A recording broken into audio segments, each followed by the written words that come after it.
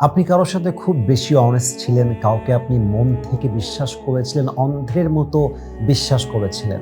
কিন্তু বিনিময়ে শুধুমাত্র বেইমানি, গাদ্দারি, বিশ্বাসঘাতকতা ছাড়া আপনি রিটার্নে কিছুই ব্যাক পান নাই। আমি বলবো, মন খারাপ করবেন না, হতাশ হবেন না, নিরাশ হবেন না। কারণ বৃষ্টির পানি যখন আকাশ থেকে বর্ষিত হয়, ডাস্টবিনেও যেমন বর্ষিত হয়, ফুলের বাগানেও তেমন বর্ষিত হয়। কিন্তু ডাস্টবিন তার জাত অনুযায়ী দুর্গন্ধ ছড়িয়ে দেয়, আর ফুল তার জাত অনুযায়ী পুরো জায়গাটাকে খুশবু ছড়িয়ে দেয়।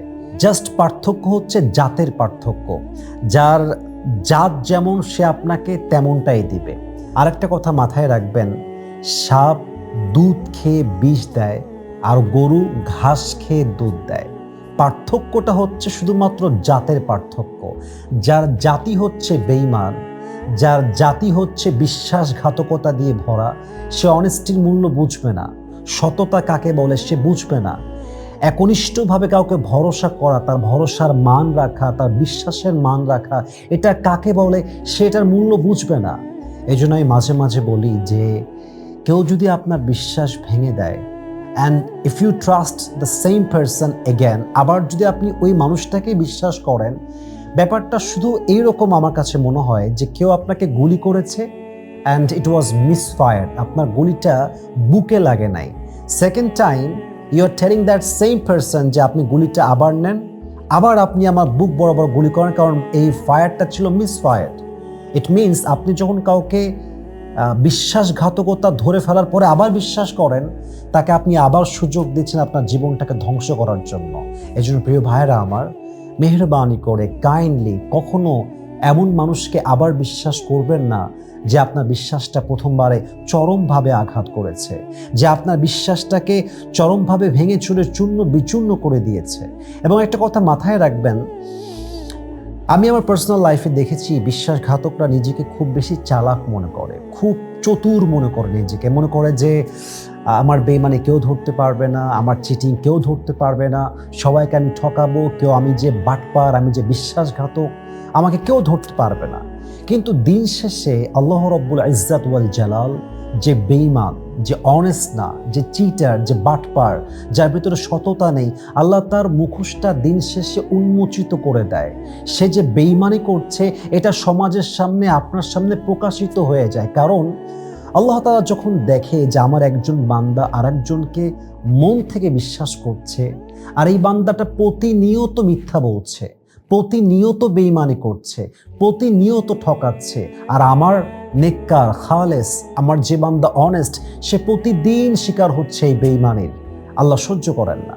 আল্লাহ একটা পর্যায়ে গিয়ে ওই বেইমানের রূপটা তার সামনে এমনভাবে প্রকাশিত করে দেয়, যখন আপনার সামনে এটা প্রমাণ হয়ে যায় যে এই মানুষটা বেইমান, এই মানুষটা গাদ্দার, এই মানুষটা চরম মিথ্যাবাদী। আপনি জাস্ট ভাবেন যে কেমনে সম্ভব, এই মানুষটা বেইমান কেমনে হতে পারে, এই মানুষটা আমার সঙ্গে বিশ্বাস নিয়ে খেলতে পারে কেমন করে, আপনি বিলিভ করতে পারবেন না। কিন্তু আল্লাহ আপনাকে দেখিয়ে দেয়, কারণ আল্লাহ আপনাকে বাঁচাতে চায়, আল্লাহ আপনাকে হেফাজত করতে চায়, আল্লাহ বোঝাতে চায় দুনিয়া সব বেঈমান দিয়ে ভরা, একমাত্র তোর আসল ভালোবাসার জায়গা আমি আল্লাহ, একমাত্র তোর ভালোবাসার জায়গা তোর রসুল মুহাম্মদুর রাসূলুল্লাহ সাল্লাল্লাহু আলাইহি ওয়াসাল্লাম। এই জন্য আমি সবাইকে বলবো, বেঈমানের পাল্লায় পড়বেন না, বিশ্বাসঘাতককে সেকেন্ড টাইম আর চান্স দিবেন না। আর যারা বেঈমানি করছেন, বিশ্বাসঘাতক যারা আছেন, তাদেরকে জাস্ট একটা মেসেজ দিব, মাথায় রাখবেন, বিশ্বাসঘাতকের জীবনের সমস্ত আযাব মাফ হয়ে গেলেও একটা আযাব কখনো মাফ হয় না। কারণ বিশ্বাসঘাতক যার বিশ্বাস নিয়ে খেলেছে, সে তার হক নষ্ট করেছে। হক হচ্ছে দুই প্রকার, এক হচ্ছে হাক্কুল্লাহ, আর এক হচ্ছে হাক্কুল ইবাদ। আল্লাহর হক, নামাজ পড়েন না, ইট কুড বি ফরগিভেন, আল্লাহ আপকো মাফ কর ভি সকতা হ্যায়, আল্লাহ চাইলে মাফ করতে পারে। হকুল ইবাদ হচ্ছে এমন একটা জিনিস, আপনি যখন বান্দার হক নষ্ট করে ফেলেন, বান্দা যতক্ষণ পর্যন্ত মাফ না করবে ততক্ষণ পর্যন্ত আপনার এই হক, এই গুনাহ কখনো মাফ হবে না। আপনি যখন কবরে যাবেন, কবরে আপনাকে দাফন করা হবে, হতে পারে আপনি অনেক নামাজি ছিলেন, তাহাজ্জুদ গুজার ছিলেন, কিন্তু আপনি যেহেতু বান্দার হক নষ্ট করেছেন, ফেরেশতা বলবে তোর আযাবের ফয়সালা হয়ে গিয়েছে, এই আযাব ততক্ষণ পর্যন্ত মাফ হবে না যতক্ষণ পর্যন্ত সেই ব্যক্তি তোকে মাফ না করবে যার হক তুই নষ্ট করে দুনিয়ার থেকে এই আখিরাতে এসেছিস। এই জন্য কারো বিশ্বাস নিয়ে খেলবেন না, কারোর সাথে বেইমানি করবেন না, কারোর সঙ্গে চিট করবেন না।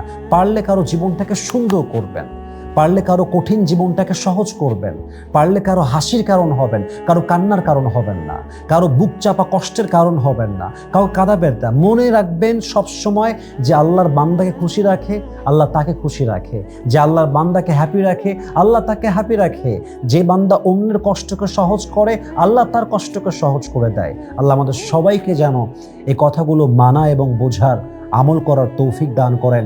আমিন।